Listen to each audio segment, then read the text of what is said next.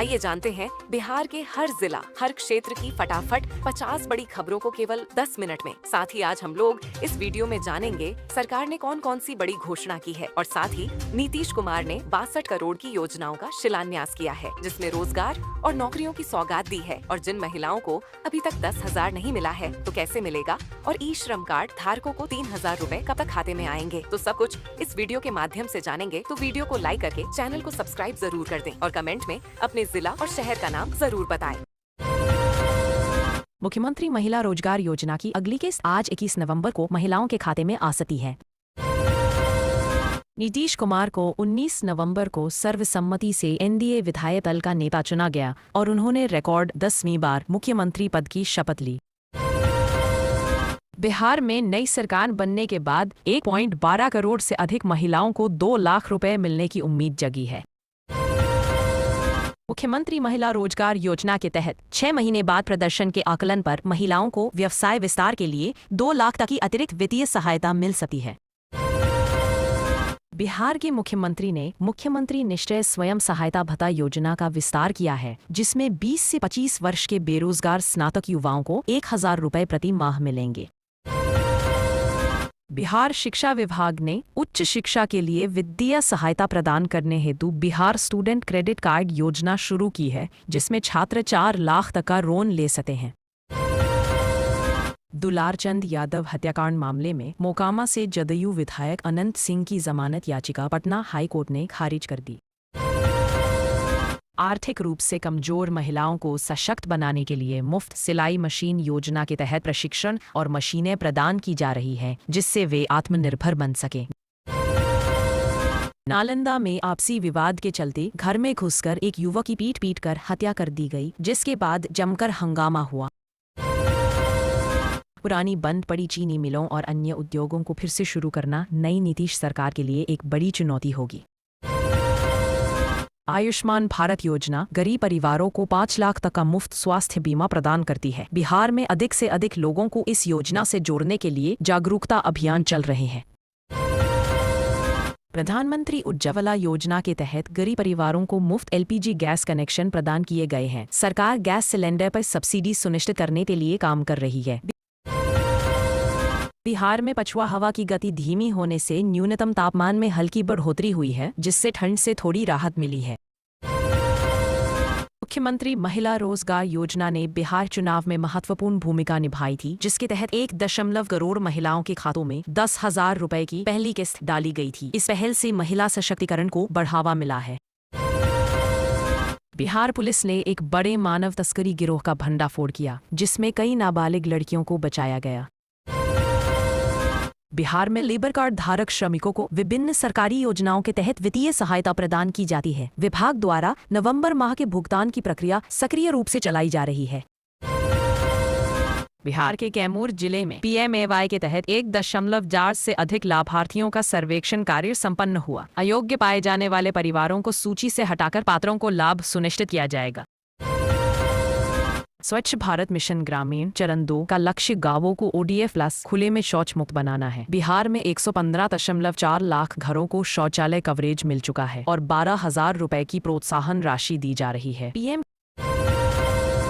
किसान सम्मान निधि योजना के तहत अब किसानों को 6,000 रुपए के बजाय 9,000 रुपए की वार्षिक राशि मिल सकती है। इससे किसानों को खाद, बीज और अन्य जरूरतों को पूरा करने में मदद मिलेगी।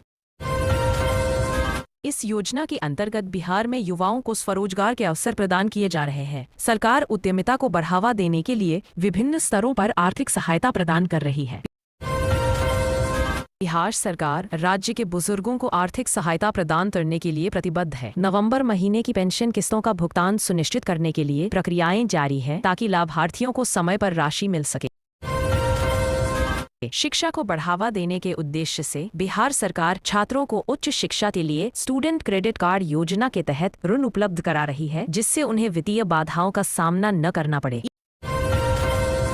ई श्रम कार्ड धारकों को सरकारी योजनाओं का लाभ और आर्थिक सहायता सीधे उनके बैंक खातों में भेजी जाती है। नवीनतम भुगतान की स्थिति ऑनलाइन या संबंधित विभाग से जांची जा सकती है। नीतीश कुमार ने आज पटना के गांधी मैदान में रिकॉर्ड 10वीं बार बिहार के मुख्यमंत्री पद की शपथ ली। प्रधानमंत्री नरेंद्र मोदी, गृह मंत्री अमित शाह और भाजपा के कई शीर्ष नेता शपथ ग्रहण समारोह में मौजूद रहे।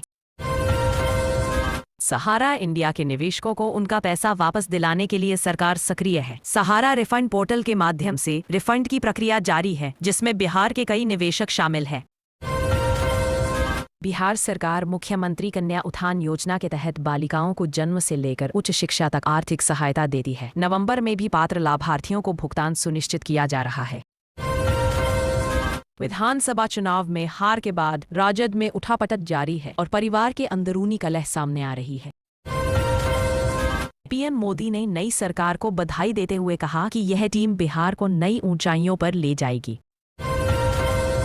सरकार आपके द्वार कार्यक्रम के तहत आज 21 नवंबर से 10 दिसंबर तक मनिका प्रखंड की सभी पंचायतों में शिविरों का आयोजन किया जाएगा। इन शिविरों का उद्देश्य ग्रामीण नागरिकों को सरकारी योजनाओं जैसे पेंशन, राशन और प्रमाण पत्र का लाभ सीधे उनके दरवाजे पर पहुंचाना है। भागलपुर के सुल्तानगंज में एक नवविवाहिता पूजा देवी की हत्या कर साक्ष्य छिपाने की कोशिश का मामला सामने आया है। केंद्र सरकार के अनुसार बिहार ने 30.21 लाख महिलाओं को लखपति दीदी बनाने का महत्वाकांक्षी लक्ष्य रखा है। इस योजना के तहत ग्रामीण महिला स्वयं सहायता समूहों को स्वरोजगार के लिए ब्याज मुक्त ऋण दिया जाता है। गया के परया में रेल पटरी पर एक युवक का शव मिला है। परिजनों ने हत्या की आशंका जताई है। पुलिस जांच में जुटी है। मधुबनी में फायरिंग कर दहशत फैलाने वाले आरोपी को पुलिस ने गिरफ्तार कर लिया है। मौसम में नरमी के बावजूद पटना, गया और 19 अन्य जिलों में सुबह के समय कोहरे का असर ज्यादा रहने की संभावना है। वाहन चालकों को सावधान रहने की सलाह दी गई है।